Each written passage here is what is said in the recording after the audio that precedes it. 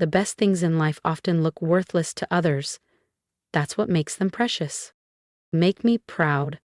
Love you always. Dad.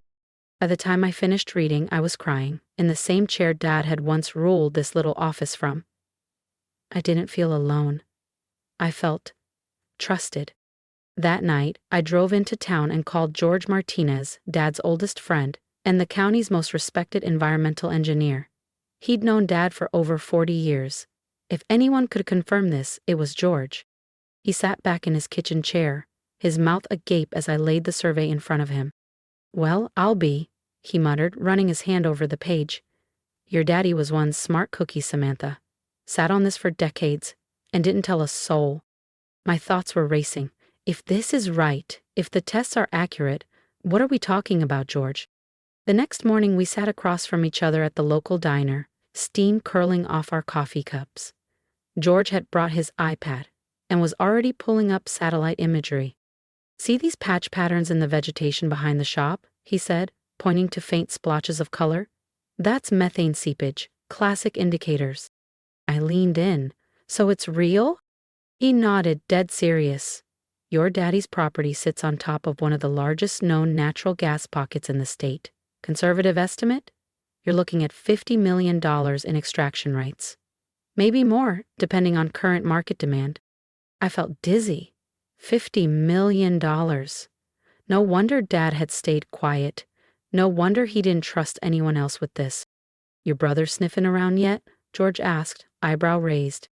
Yesterday, I said, offered me 30 grand, called it generous. George snorted. Bet they'll stop thinking it's so worthless once they realize what you're sitting on. You need to get everything locked down, now. Lawyers, mineral rights permits, before they start playing dirty. Right on cue, the diner door chimed. Nathan walked in, flanked by 2 men in tailored suits. When he saw me sitting with George, his smile disappeared. Well, well, he said, his voice dripping with charm. Having breakfast with Dad's old pal? How quaint. Nathan, I replied coolly, setting down my mug. Didn't expect to see you here. Just showing some colleagues around, he said, gesturing to the 2 men. These gentlemen are from Clayton Development. They're very interested in revitalizing this area. George shot me a warning glance. We both knew that name. Clayton Development was known for aggressive land grabs, especially where mineral rights were involved. Sorry to interrupt, one of the suits said with a smirk. Mind if we ask you a few questions about your property? But we'd love to discuss some opportunities with you, Miss Briggs, one of the Clayton men said smoothly. Perhaps in a more private setting.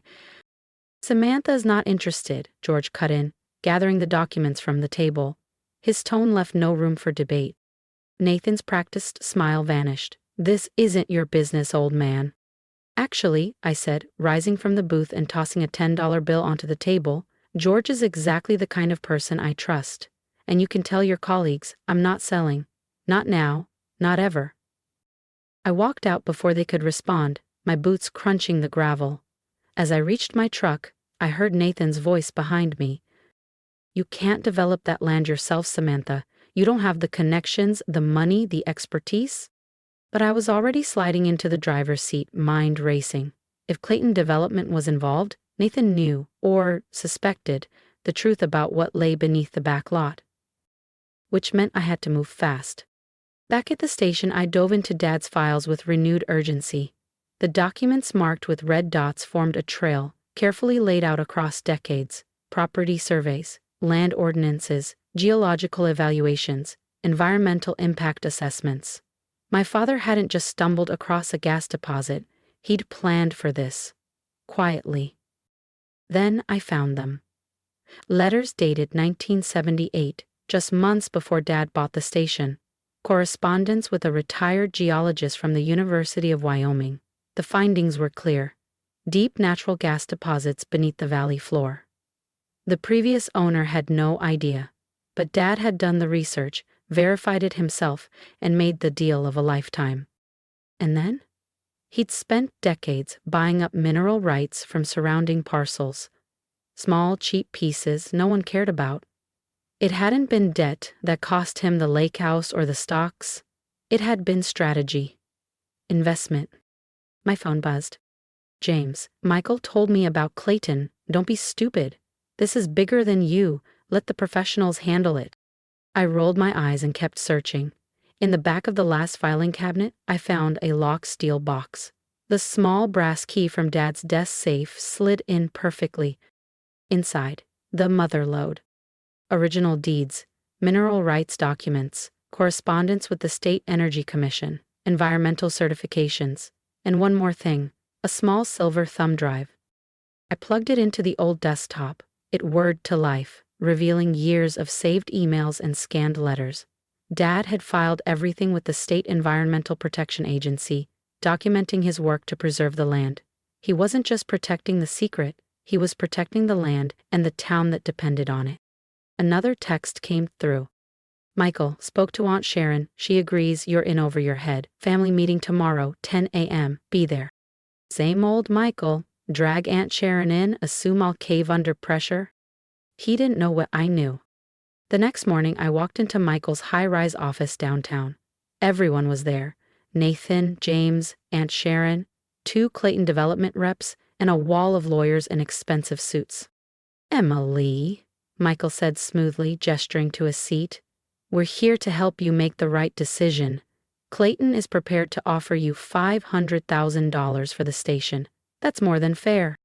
I placed my briefcase on the table. Actually, I said calmly, I have a counter-proposal. James laughed. A counter-proposal? You don't even know what you're sitting on. You mean the natural gas? I replied quietly but clearly. Yeah, I know exactly what I'm sitting on. The room fell silent. Nathan's face turned the color of clay. How did you? Dad told me, I said, opening the briefcase. Not directly, but he left the pieces for me to put together. While you two were off building careers in cities you barely live in, he was building something here. And he knew I'd be the one to finish it. One by one, I laid out the documents. Mineral rights, survey reports, state approvals, a full extraction plan that met all environmental and safety regulations. The Clayton reps leaned forward, suddenly attentive. This isn't just a gas station, I said. It's a legacy. And I'm not selling it for scraps. This is family property, Aunt Sharon argued, her voice rising. Your brother should have a say. Actually, I said, sliding one final document across the table, they don't.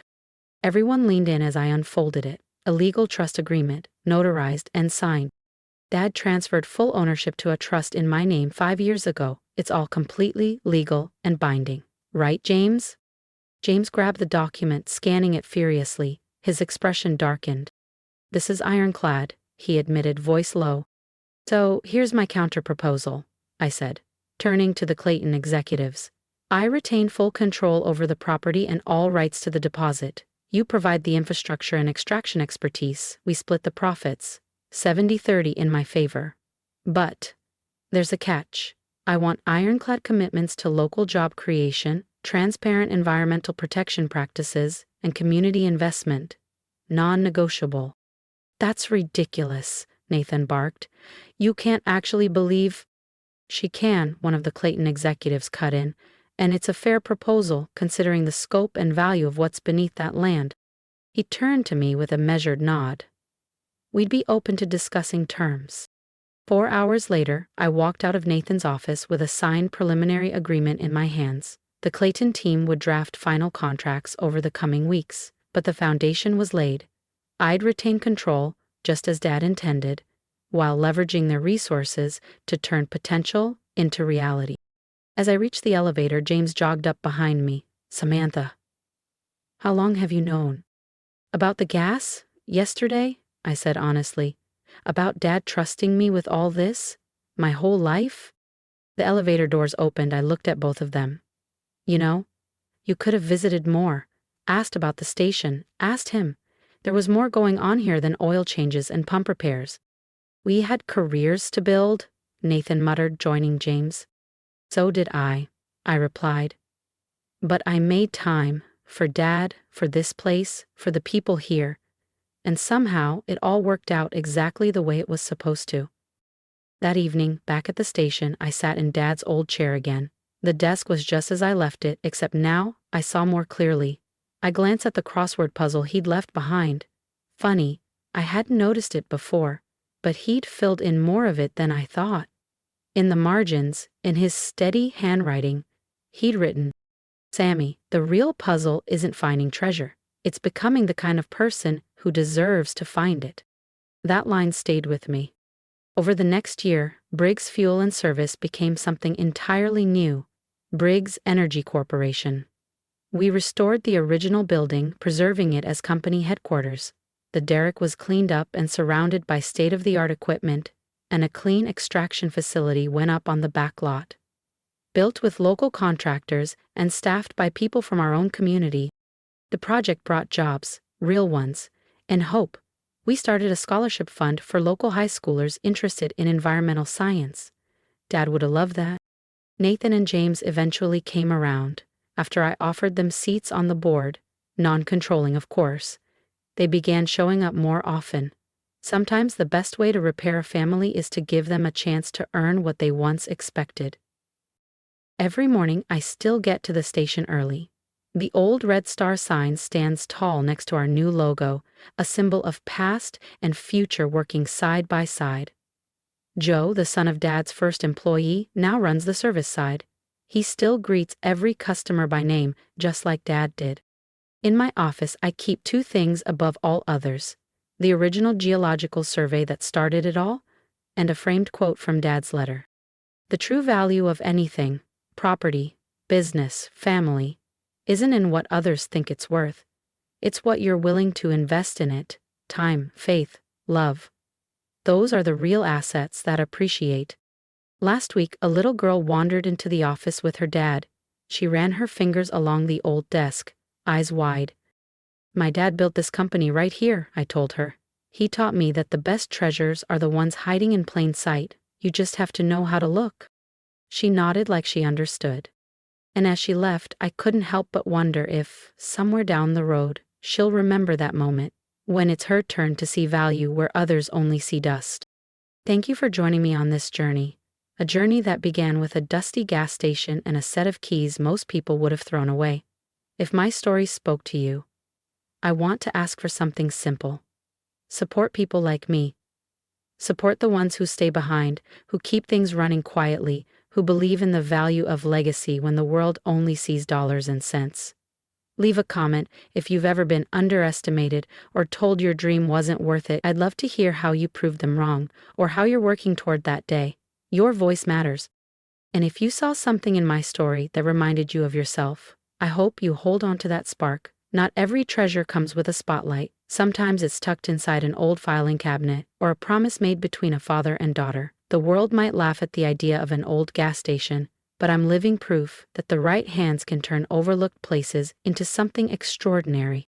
So here's my advice. Don't be afraid to bet on yourself. Be patient. Pay attention, and when everyone else walks away, be the one who stays. Because sometimes, that's where the real magic begins.